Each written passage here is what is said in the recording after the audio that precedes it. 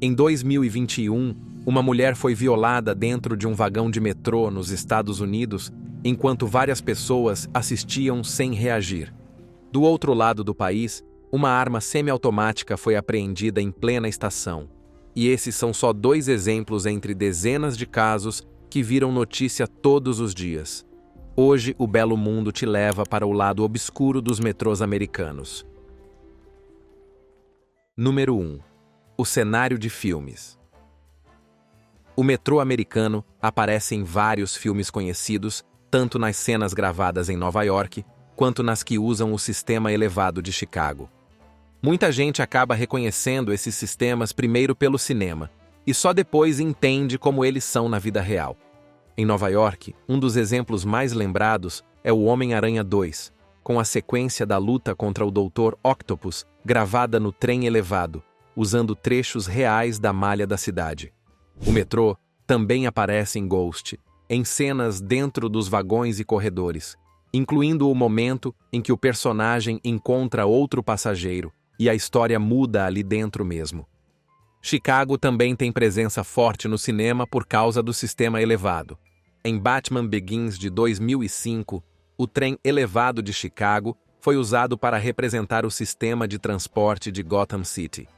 As cenas foram filmadas em estruturas reais, incluindo trechos dentro da Briga do Morcego mais famoso do cinema. Por causa desses filmes, o metrô americano acabou ficando com essa imagem muito familiar para o público. Mas o que aparece no cinema é só a superfície. O que existe no dia a dia das pessoas que usam esses sistemas é outra história. É bem diferente. Número 2. História e presente. O primeiro metrô do mundo nasceu em Londres, e como era esperado, os Estados Unidos não demoraram para copiar a ideia. O país inaugurou seu próprio sistema em 6 de junho de 1892, ainda no fim do século XIX em Chicago, e foi batizado de L. O nome escolhido veio justamente de elevado, porque parte dos trilhos sobe para a superfície e cruza a cidade lá em cima. Hoje, é o terceiro metrô mais movimentado dos Estados Unidos, com algo em torno de 360 mil passageiros por dia útil. De lá para cá, o salto foi enorme. Até 2025, o país somava uma rede de metrôs que passa de 1.600 quilômetros de extensão em cidades como Nova York, Washington, Chicago e São Francisco. Só Nova York já ocupa boa parte desse mapa. São mais de 460 estações espalhadas por mais de 1.000 quilômetros de trilhos, funcionando 24 horas por dia e carregando uma fatia gigantesca de todos os passageiros do país. Só que quando a gente olha para esses sistemas, o resultado é uma espécie de colcha de retalhos. E com isso em mente, a gente entra no ponto que mais chama a atenção de quem realmente usa esses sistemas: a sensação de segurança, ou, para muita gente, a falta dela. Número 3. Segurança e criminalidade. Segurança é o ponto em que todo mundo tem opinião sobre o metrô americano. Em Nova York, virou quase torcida organizada. Tem gente dizendo que aquilo ali virou terra de ninguém, e tem gente jurando que é a imprensa que exagera. O que dá para cravar, olhando para os dados, é que piorou em relação ao que já foi. Em 2019, foram 935 crimes violentos registrados no metrô. Em 2023, esse número pulou para 1.120. Na prática, é um aumento de quase 20% em cima de um sistema que já era lotado. E não é preciso nada muito cinematográfico para deixar marca. Às vezes, um único episódio já é suficiente para muita gente mudar o jeito de usar o metrô. Em fevereiro de 2024, o músico Ian Forrest tocava na estação 34 Street Herald Square quando levou uma garrafada na cabeça. A agressora tinha 23 anos e foi presa. O caso rodou todos os jornais locais. Não foi tiroteio, não foi explosão, mas foi o suficiente para reforçar aquela sensação de que, lá embaixo, qualquer coisa pode acontecer do nada. E isso não fica preso em Nova York. Na Filadélfia, o sistema da SEPTA vive carregando fama de perigoso e mal cuidado, e assim como o metrô nova-iorquino, aqui também foi palco de um dos casos mais chocantes já registrados em trem nos Estados Unidos. Em 2021, um homem passou quase meia hora assediando uma passageira dentro de um dos trens e depois a violentando. E sabe o que é pior? O trem passou por mais de 20 estações e ninguém fez nada. As imagens mostram gente no vagão, celular na mão, vendo a situação, mas sem acionar ajuda. O ataque só parou quando um funcionário fora de serviço entrou no vagão, percebeu que tinha algo muito errado e chamou a polícia. Esse tipo de história gruda na cabeça porque não é só sobre o agressor, é sobre a sensação de abandono total. No outro lado do país, em Los Angeles, investigações e reportagens locais mostram que boa parte da violência acontece dentro dos vagões, justamente onde a vítima tem menos espaço para sair de perto. Já nas Twin Cities, em Minnesota, a própria polícia do transporte admitiu o aumento de crimes no light rail de um ano para o outro, e o sistema chegou a ser apontado, em 2022, como um dos mais perigosos do país em termos proporcionais. Não é à toa que tanta gente troca o metrô por carro, por aplicativo, decide sair mais cedo só para pegar vagão mais vazio ou simplesmente evita alguns horários. Número 4. Armas no subsolo. Quando a conversa é sobre armas nos Estados Unidos, todo mundo lembra dos episódios que marcaram o país. Foram ataques em escolas, shows, mercados, igrejas, ruas movimentadas. Situações que pararam o país inteiro e deixaram cicatrizes profundas. É um problema que atravessa gerações e que faz parte do debate público há décadas. E o mais tenso é que isso não fica restrito a esses grandes casos. A presença de arma em espaços comuns virou algo tão frequente que já não surpreende mais como deveria. E aí vem o detalhe que coloca os metrôs americanos em outra categoria. Porque por lá o problema não está só nas ruas. Ele desce as escadas, passa pela catraca e entra no vagão. Um dos episódios mais chocantes aconteceu em 2022, quando um atirador abriu fogo dentro de um trem em horário de pico, ferindo mais de 20 pessoas. Foi um momento que mostrou o cenário mais temido dentro de um metrô. Ninguém tem como sair, ninguém tem para onde correr, e tudo depende de quanto falta até a próxima estação. E fora desses casos extremos, existe a rotina, que é quase tão preocupante quanto.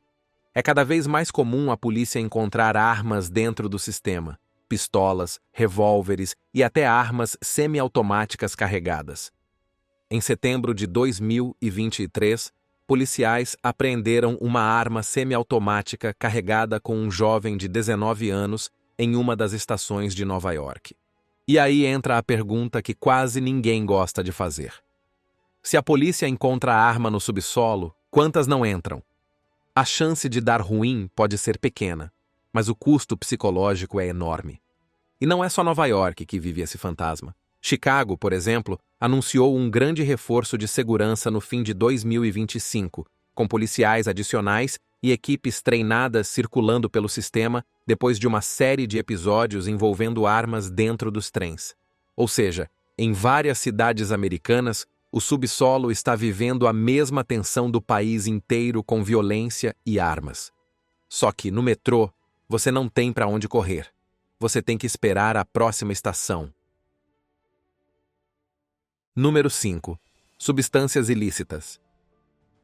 Outro fator que transforma a experiência de usar o metrô nos Estados Unidos é a presença de pessoas lidando com substâncias não regulamentadas dentro dos trens e das estações. É gente passando mal, gente desorientada, episódios de alteração de comportamento que deixam qualquer passageiro em estado de alerta. Isso acontece porque o país vive uma crise nacional de saúde pública, ligada ao uso de materiais que deveriam ser controlados, mas que se espalharam de forma alarmante. Durante anos, analgésicos extremamente potentes foram liberados com facilidade, e isso abriu caminho para um problema que ninguém conseguiu conter. Para ter uma ideia do tamanho da situação, em 2022, mais de 107 mil pessoas morreram nos Estados Unidos por colapsos físicos relacionados a substâncias de alto impacto. um número que representa quase uma morte a cada 5 minutos. E quando um problema alcança esse nível, ele chega em todos os cantos. Grandes cidades, interior, subúrbio, escolas, hospitais e, claro, os sistemas de transporte. Dentro do metrô, isso aparece de várias formas. Cidades como Filadélfia, Seattle e Washington registram episódios frequentes de pessoas utilizando materiais inalatórios dentro dos vagões, deixando o ambiente cheio de fumaça e criando riscos para quem está ao redor. Em algumas redes, como a de Washington, incidentes ligados a esse tipo de situação aumentaram mais de 50% entre 2024 e 2025. E a pandemia só piorou o cenário. Com a queda de passageiros, muitos vagões ficaram vazios fora do horário de pico. Vagão vazio virou esconderijo. E isso abriu espaço para comportamentos de risco, colapso físico e episódios de desorientação dentro do sistema. Los Angeles virou um símbolo disso. Imagens feitas por veículos da imprensa e usuários do metrô mostram pessoas desacordadas dentro do vagão, outras tentando se manter de pé depois de usar substâncias de forte impacto, e algumas estações convivendo com essa realidade diariamente. Essa foto que está aparecendo agora no vídeo mostra exatamente esse cenário. Um passageiro sozinho acendendo um cigarro em público. Mas ele não é o único. Nessa imagem, que foi registrada na plataforma, dá para ver 2 usuários. Um, ao fundo, já sente os efeitos depois de usar fentanil, e o outro, bem perto da câmera, se prepara para consumir a substância novamente. E, como você também pode perceber por essa imagem, o problema não aparece só depois da catraca. No entorno das estações há registros de pessoas sentadas em banquetas ou bancos improvisados, consumindo substâncias ilícitas, enquanto o movimento segue normalmente ao redor. Mas além de tudo isso, ainda falta falar do elemento que talvez seja o mais visível de todos: as pessoas que não estão apenas passando pelo metrô, mas vivendo dentro dele. Número 6. Moradores de rua e crise mental. Se o cenário até agora já assusta, a situação das pessoas em situação de rua é ainda pior. Entre o início de 2022 e o começo de 2024, o total de pessoas sem teto no estado de Nova York mais que dobrou. Só na cidade, são mais de 350 mil pessoas sem um lar, mais do que toda a população de Tampa, na Flórida. O sistema de abrigos está travado e cada vez mais gente entra e quase ninguém consegue sair. Em 2024, apenas 500 pessoas foram transferidas para moradias públicas. Em 2021, eram 1.500. Ou seja, o sistema emperrou. E muita gente acaba desistindo antes mesmo de tentar. Além de tudo, muitos recusam ir para abrigos porque não querem abandonar seus cães. O animal é a única companhia, e os abrigos, em geral, não permitem pets. Para essas pessoas, a rua ainda parece menos cruel do que entregar o único vínculo que elas têm. E é nesse ponto que o metrô vira destino. Em Nova York, o metrô deixou de ser só transporte. Virou abrigo improvisado. Gente dormindo nos bancos, caminhando pelos túneis, rodando de um lado para o outro durante a madrugada. Não por escolha, mas por falta de opção. A prefeitura promete investir 600 milhões de dólares nos próximos anos, reforçar policiamento e ampliar atendimento em saúde mental. Só que, enquanto a rede social não funcionar de verdade, o problema só muda de endereço. E Nova York não está sozinha. Em Los Angeles, a crise virou pauta de saúde pública e segurança ao mesmo tempo. O sistema de transporte criou equipes de embaixadores, atendimento social e intervenção em crise. Tudo dentro das estações e dos trens. No fim das contas, a lógica se repete em todas as cidades. Quando a pessoa não tem para onde ir, ela vai para o único lugar que permanece aberto, aquecido e com movimento. E isso transforma a experiência do passageiro. Às vezes não é medo de assalto, é medo de não saber quem vai estar ali dentro quando a porta do vagão abrir. Número 7. Sujeira, vandalismo e manutenção. E por último, mas não menos importante, tem um tipo de medo que não envolve assalto nem violência. É o medo do sistema falhar. A sensação de abandono aparece nos detalhes. Estação suja, lâmpada piscando, infiltração no teto, pichação dentro do vagão, atraso que ninguém explica. É aquela impressão de que o sistema está segurando as pontas como dá. E aí muita gente percebe um ponto cruel. Quando o metrô perde confiança, ele perde passageiro. Quando perde passageiro, perde dinheiro. E quando perde dinheiro, a manutenção vira briga de prioridade. É um efeito dominó. No caso dos Estados Unidos, boa parte do problema vem da idade do sistema. Nova York opera com trechos que nasceram no começo do século XX, e o sistema funciona 24 horas por dia. Manutenção com tudo rodando o tempo todo vira operação de guerra. Chicago também sente isso.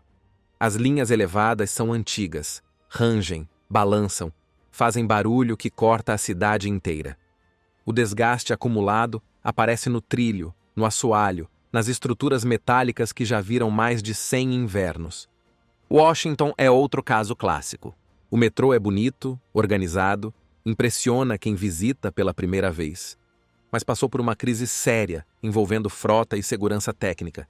Teve falha, teve investigação federal, teve trem retirado de circulação, plano emergencial, revisão de componente, substituição cara, tudo ao mesmo tempo. E para o passageiro comum, nada disso importa. Ele não pensa em falha elétrica, restrição de frota ou ajuste no protocolo. Ele só pensa: isso aqui não é confiável. E quando o passageiro perde essa confiança, todo o resto desmorona junto. Número 8. Tentativas de solução. Com tudo isso acontecendo, a pergunta que fica é: o que as cidades estão fazendo?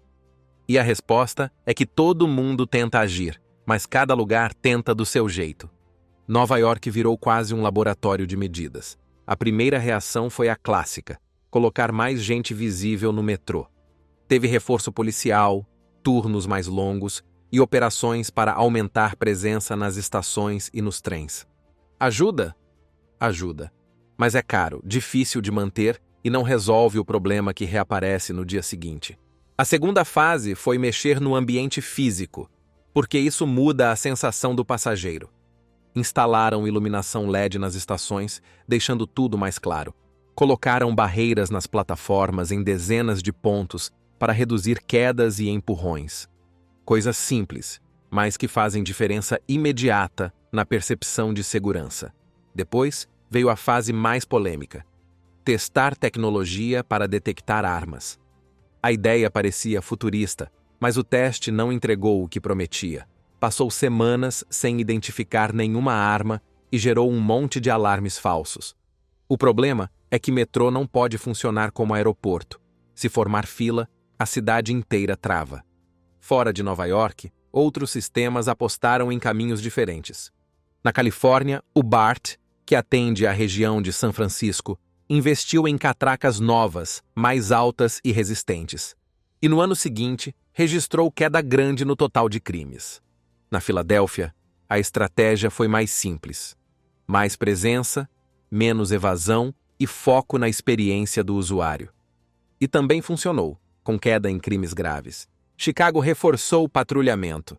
Washington acelerou a manutenção depois de enfrentar falhas técnicas. Los Angeles misturou segurança com equipes sociais, porque lá metade do problema nasce da rua. No fim das contas, a resposta não veio de uma medida só. As cidades que começam a melhorar são justamente as que combinam presença, ambiente melhor, cuidado social e manutenção, tudo ao mesmo tempo. Mas nenhuma ainda conseguiu entregar o que se espera. Agora eu quero saber de você. O que te dá mais agonia? Entrar num vagão onde pode ter uma arma ou a sensação de que ninguém está no controle? Conta pra gente nos comentários. A gente sempre lê. Se curtiu, deixa o like, se inscreve no Belo Mundo e ativa o sininho. A gente se vê no próximo vídeo.